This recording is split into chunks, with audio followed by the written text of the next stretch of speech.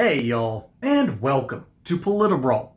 My name is Brian, and while this liberal student is whining about free speech and Jimmy Kimmel, Michael Knowles actually knows what actually happened. Let's dive in. Hi, thank you so much for being here. I know it's tough after all of the events that happened. I don't know if I'm going to be the only token liberal here, but I'll try. I'm glad at least one showed up. I appreciate it. Hopefully there's more. I'll try my best to play that role. So, the current administration, has engaged in lawfare, cancel culture, and ideological purity tests, and a lot of things that they've blamed the left for doing. I can give many examples, like Jimmy Kimmel's show being canceled. Luckily, it's coming back, but that's kind of. I guess he wasn't canceled, was he? Right, I think you've kind of undercut your own premise. It kind of affects the whole media landscape. So Trump trying to fire the member of the Federal Reserve Board by coming up with charges that aren't even being held up in court. Are they? You sure? Yeah. Okay. Yeah.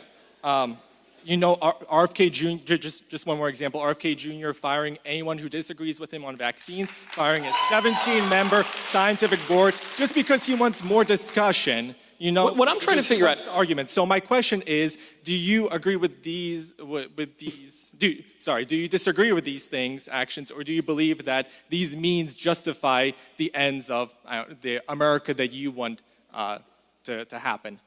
I think I'd want a little more clarity on the premise, because just to use your first example, you said that the Trump administration is engaging in cancel culture and the suppression of free speech because the administration got Jimmy Kimmel canceled. First of all, that isn't true. The affiliates got Jimmy Kimmel canceled because he made egregious lies about the murder of Charlie Kirk based on nothing on public airwaves that have to be licensed from the federal government in accordance with the FCC, which exists to regulate broadcast networks.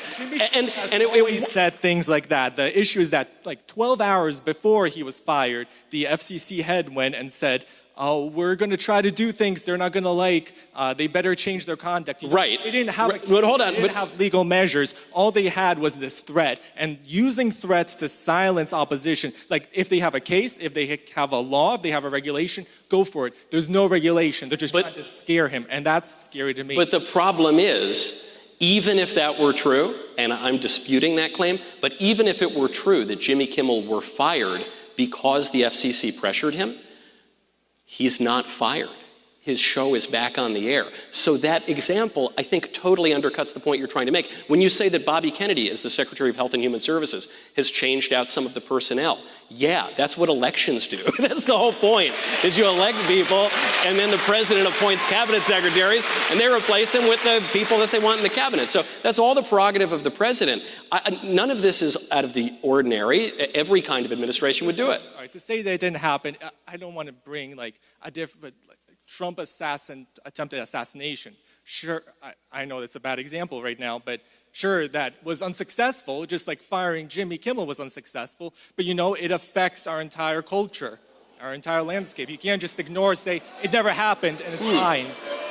Yeah, I don't know that that's the most apt comparison.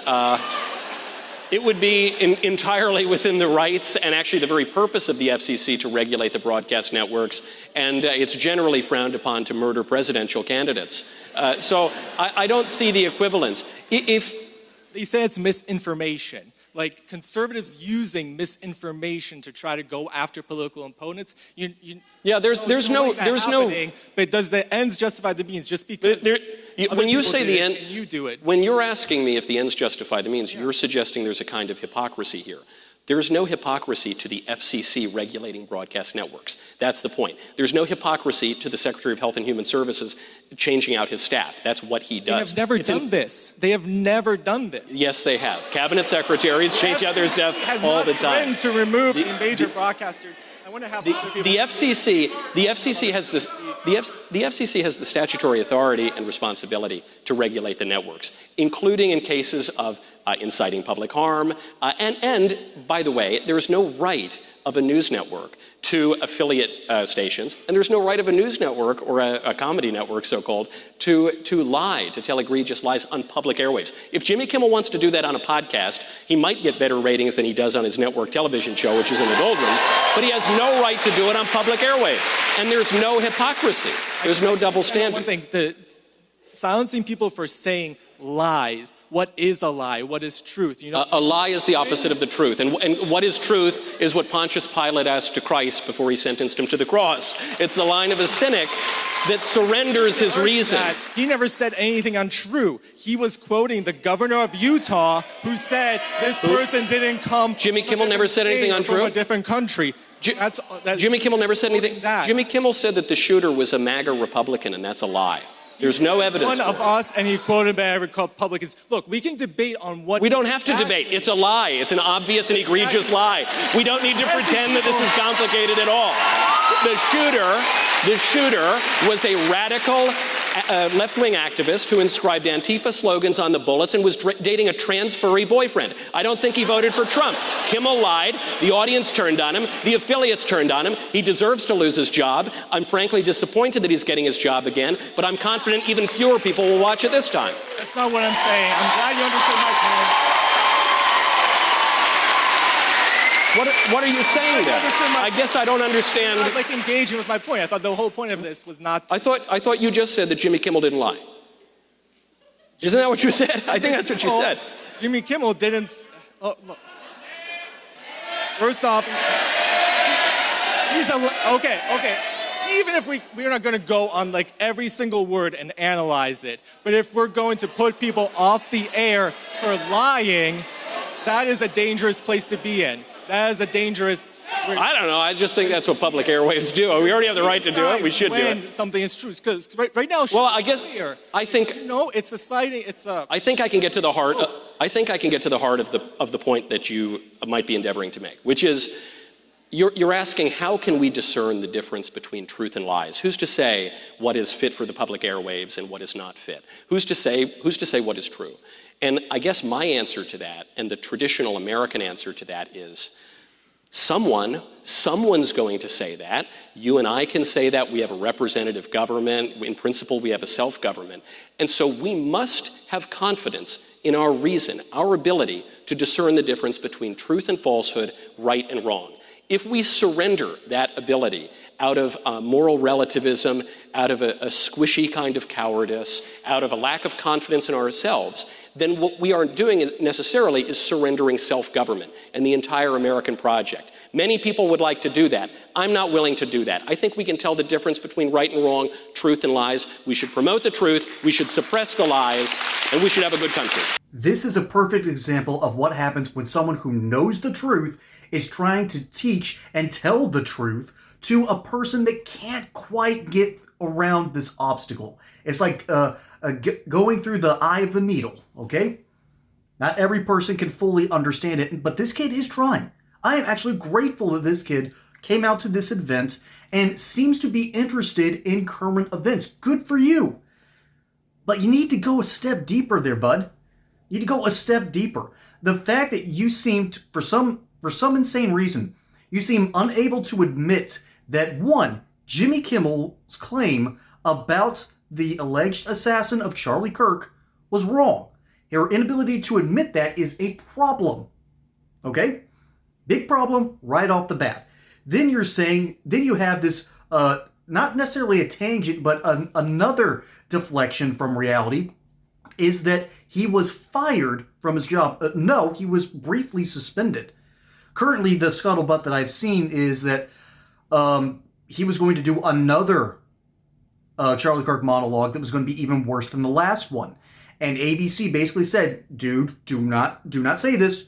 Do not do this. You already got one wrong. As a matter of fact, you probably need to apologize for it. Jimmy Kimmel said, no, I'm more important than you. And I'm going to say it anyways. And so ABC did the right thing and said, no, we're taking over. We're putting sane people in charge for a little while until you learn. Well, what happened next is even scarier than the idea of canceling someone because they got something incorrect. What happened next is liberals, particularly rich white liberals in urban areas, which I'm going to get to that in just a moment, But there was a huge bit of pressure to cancel Disney Plus and to stop watching ABC affiliated shows by a whole stretch of rich white liberals and their millennial children. Y'all, that scared the ever-loving tar out of ABC, because they've also seen what happens when Target tries to play one side, takes off the other, then tries to go back to the other side, and then all of a sudden, the other side that they were trying to placate is now ticked off with them. Target's in a world of hurt right now. This also happened to Bud Light, and so these major brands and these major corporations are looking around going, we can't keep playing this game any longer. The cat's out of the bag, and now they seem unable to placate either side. That's a problem. That's a problem. And Michael Knowles is trying to rework this kid's brain chemistry to some degree and get him to understand the full reality of the situation. But again, I want to applaud this student because he's smart enough to know that the freedom of speech is something that must be protected. The thing is, the way he has gotten his own news sources, the same way Jimmy Kimmel got his incorrect, is because this dude doesn't really want to look into why conservatives say what they say. There's an old adage that conservatives have the capabilities to understand liberals. Liberals do not have the ability to understand conservatives. This is proving itself right here and now.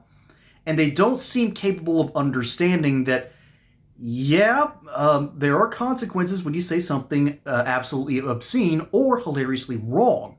The FCC was not involved in this decision, although there is some word that they were potentially going to dock ABC for the way they were presenting news through these nightly shows. Because technically these aren't news hours, and they fall in sort of this gray category. It's a really difficult process, and I haven't been able to find enough on it, or else I'd be quoting something at you right now. But this kid is smart enough to pursue the truth. He just doesn't know where to find it. And you can't do a better job than listening to Turning Point with Michael Knowles. This guy knows how to talk and defend conservatives. My niche is actually understanding rich white liberals and this kid isn't a millennial, he's Gen Z.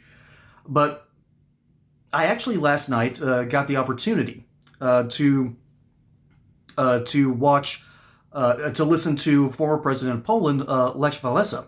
And he gave a pretty interesting speech, but I was more interested in the people sitting next to me. We got to talking. They realized they found out what I do for a living, and they went, oh, that's interesting, because these were urban rich white liberal Democrats. And we have very pleasant conversation, particularly on foreign policy. But what I found out was that these people trust their institutions to work. They trust places like Jimmy Kimmel. They trust these guys to tell them the truth. And that trust has been hilariously misplaced. Jimmy Kimmel basically said that the alleged assassin was actually a Republican voter, or had very deep conservative ties, instead of because of a picture from 2017. And in doing so, he forgot to mention that 7 years later, he's in a major Discord server for an Antifa chapter, and has a penchant for transitioning furry boyfriends. Like Michael Knowles said, I don't think this guy voted for Trump. What these rich white liberals, what this kid doesn't understand is that their own news organizations aren't telling them the truth, or aren't telling them the full story, or they'll take one story and just run with it and assume that's the truth. That's why I have something called the 30-hour rule. That is, if we're still talking about the story 30 hours later, there's something real to it. For instance, if there's a major disaster or a major shooting somewhere, and all of a sudden people stop talking about it after about 30 hours, that means it goes against a main narrative that the mainstream media does not want to talk about. And these folks have too much trust in these institutions to get things right. That's why I'm okay with RFK Jr. firing a bunch of scientists. That's why I'm okay with the FCC looking into ABC. That is why I'm perfectly fine with Jimmy Kimmel basically being suspended, because none of this happened because the government said, I am doing this to you. We have given that government that power. We have given RFK Jr. that power. We have given the FCC that power. And now ABC has told Jimmy Kimmel what he can and can't do. And now Kimmel's back on the air. And so it's going to be a very interesting thing tonight. But Michael Knowles does a fantastic job here. And again, this is a good kid who's asking good questions. He just doesn't know where to find the truth. And that's why we're here. That's why we do what we do. Michael Knowles tells the truth, and I try to translate on why liberals seem to be missing the mark so many times. But let me know what you think down in the comments below. My name is Brian. Hope you enjoyed that segment here on Politibrawl. Don't forget to like and subscribe. Catch you on the next one. Until then, y'all have a good one.